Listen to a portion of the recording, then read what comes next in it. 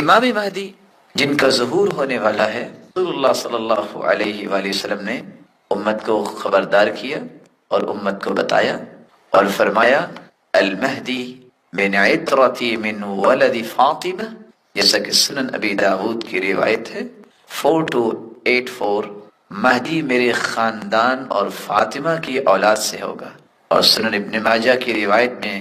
الفاظ یہ ہیں مہدی ہمارے اہل بیت سے ہوگا۔ اور سعید بن مسیب فرماتے ہیں، یہ سنن ابن ماجہ کی روایت ہے 4086، ام سلمہ رضی اللہ تعالیٰ عنہ کے پاس تھے ہم نے مہدی کا تذکرہ کیا تو وہ کہنے لگی میں نے اللہ کے رسول سے سنا تھا المہدی من ولد فاطمہ، مہدی فاطمہ کی اولاد میں سے ہوں گے، اور فاطمہ کے بیٹے حسن رضی اللہ تعالیٰ عنہ ان کی اولاد میں سے ہوں گے۔ باپ کی طرف سے یہ حسینی ہوں گے اور والدہ کی طرف سے حسینی ہوں گے۔ امام ابن القیم رحمۃ اللہ علیہ فرماتے ہیں سیدنا حسن کی اولاد میں سے ہونے کی حکمت کیا ہے؟ کیونکہ سیدنا حسن رضی اللہ تعالیٰ نے خود خلافت چھوڑی تو اللہ عز و جل نے اس کا بدلہ کیا دیا؟ من ترک للہ شیئا عوضہ اللہ خیرا منہ، جو اللہ کے لیے کوئی چیز چھوڑتا ہے اللہ اسے یا اس کی اولاد کو اس کا اچھا بدلہ عطا کرتے ہیں۔ امام ابن القیم فرماتے ہیں ترک الخلافۃ للہ فجعل اللہ من ولدہ من یقوم بالخلافۃ الحق، تو اللہ نے اس کی اولاد کے لیے اس خلافت کو خاص کر دیا۔ اس کی اولاد میں سے ہی ایک انسان ظاہر ہوگا جس کا نام محمد ہوگا اور اس کے باپ کا نام عبداللہ ہوگا جس کو امام مہدی کہا گیا ہے۔ اور رسول اللہ صلی اللہ علیہ وآلہ وسلم نے ایک تیسری روایت میں فرمایا لا تقوم الساعہ، اس وقت تک قیامت نہیں ہوگی قائم جب تک عرب کا حکمران ایک ایسا انسان نہیں ہوگا جس کا نام میرے نام جیسا ہوگا اور پھر وہ زمین کو عدل و انصاف سے بھر دے گا۔ یملأ الارض عدلا کما ملئت قبلہ ظلما، جس طرح اس سے پہلے ظلم سے وہ بھر چکی ہوگی۔ یملک 7 سنین، 7 سال تک یہ حکومت سنبھالیں گے۔ ابن حبان کی یہ روایت ہے 6826۔ رسول اللہ صلی اللہ علیہ وسلم نے پھر ان کی صفات کو بھی بیان کیا۔ سنن ابی داود کی روایت ہے 4284، المہدی منی، مہدی مجھ میں سے ہوگا، اجل الجبہہ، کشادہ اس کی پیشانی ہوگی، اقن الانف، اس کی ناک لمبی اور اٹھی ہوئی ہوگی، یملأ الارض قسطا وعدلا، زمین کو عدل و انصاف سے بھرے گا، کما ملئت جورا وظلما، جیسے ظلم و زیادتی سے بھری ہوگی، یملک 7 سنین، 7 سال تک وہ حکومت کرے۔ اور ساتھ اللہ کے رسول صلی اللہ علیہ وسلم نے فرمایا، سلسلہ صحیحہ کی روایت ہے 711، یسقیہ اللہ الغیث یخرج فی آخر امت المہدی،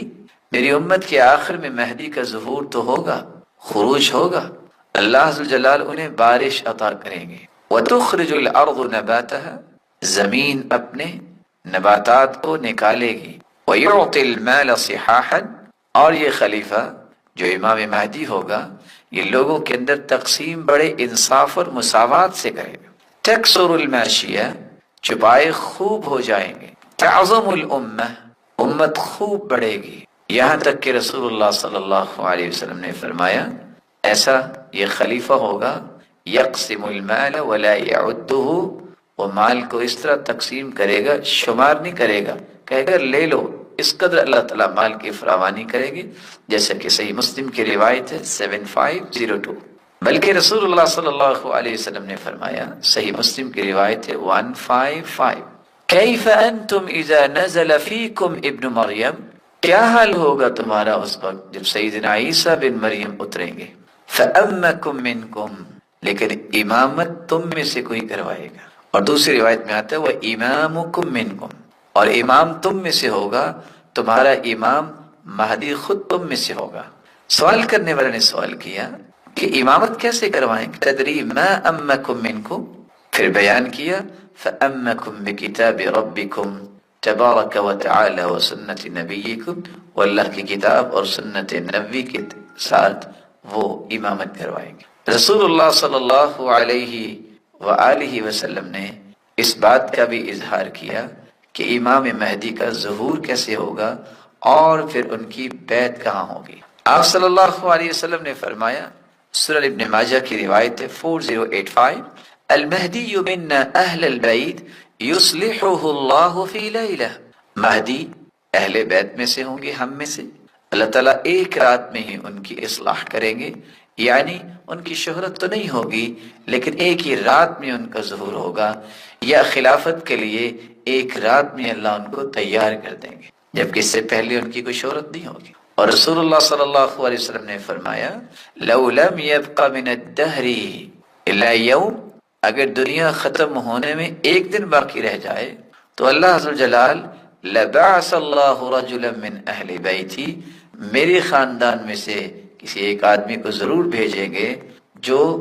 زمین کے اندر عدل و انصاف قائم کرے گا۔ اور ایک دوسری روایت میں آتا ہے کہ اللہ کے رسول صلی اللہ علیہ وسلم نے فرمایا، اللہ تعالیٰ اس ایک دن کو اتنا لمبا کر دیں گے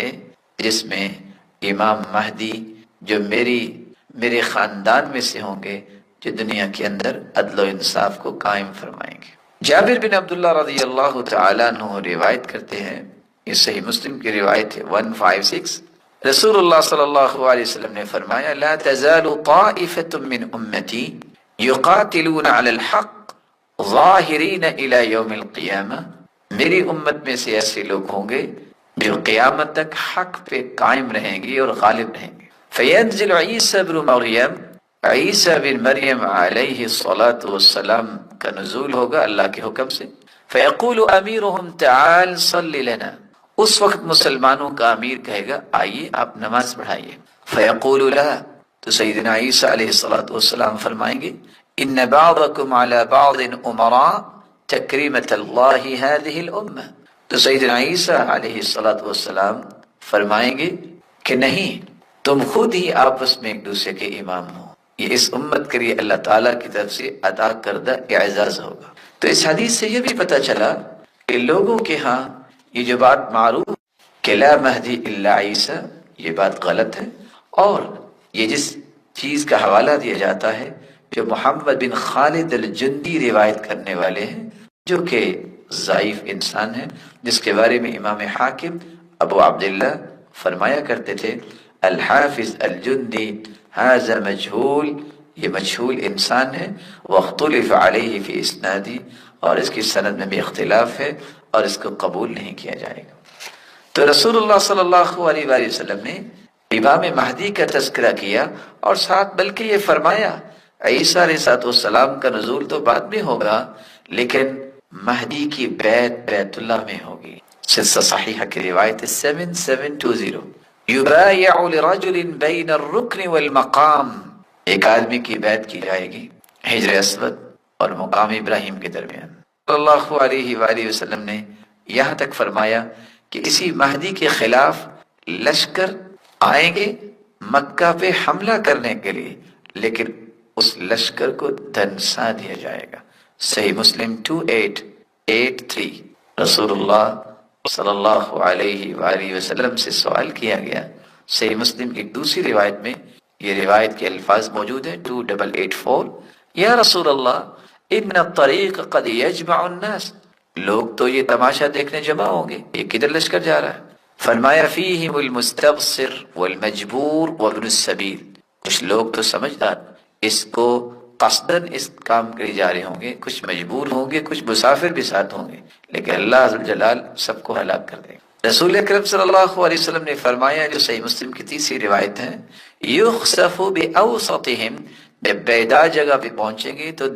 لشکر کے درمیان سے زمین دھنس جائے گی، تو جو سب سے آگے لوگ ہوں گے پچھلے لوگوں کو مدد کے لیے پکاریں گے، پھر وہ بھی دھنس جائیں گے، صرف ایک شخص بچے گا جو یہ خبر پہنچانے والا ہوگا۔ تو امام مہدی جس کے بارے میں کچھ لوگوں نے انکار کرنا شروع کر دیا، اور آج بھی کتنے ایسے لوگ جو دانش و بینش اور علم و معرفت کا دعویٰ کرتے ہیں اور چینلز پہ بیٹھ کے ان تمام روایات کا انکار کر دیتے ہیں اور کہتے ہیں کوئی مہدی نہیں آئے گا، یہ تو ایک تصور ہے، یہ تو ایک بات ہے کہ ہدایت دینے کے لیے سیدنا عیسیٰ آئیں گے اور کوئی مہدی نہیں ہوگا۔ تو ایسے لوگوں کو قرآن و سنت کی ان باتوں کو ماننا چاہیے اور سمجھنا چاہیے کہ امام مہدی یہ وہ ہیں جو قیامت کی نشانیوں میں سے ایک نشانی ہوگی، جو زمین میں عدل و انصاف قائم کریں گے اور سیدنا عیسیٰ علیہ السلام کے ساتھ مل کر جس طرح سیدنا عیسیٰ دجال کو قتل کریں گے، دجال کا ظہور ہوگا، یہ بھی قیامت کی نشانی ہے، تو وہاں امام مہدی بھی ہوں گے۔ سیدنا ابو جبیرہ بن ضحاک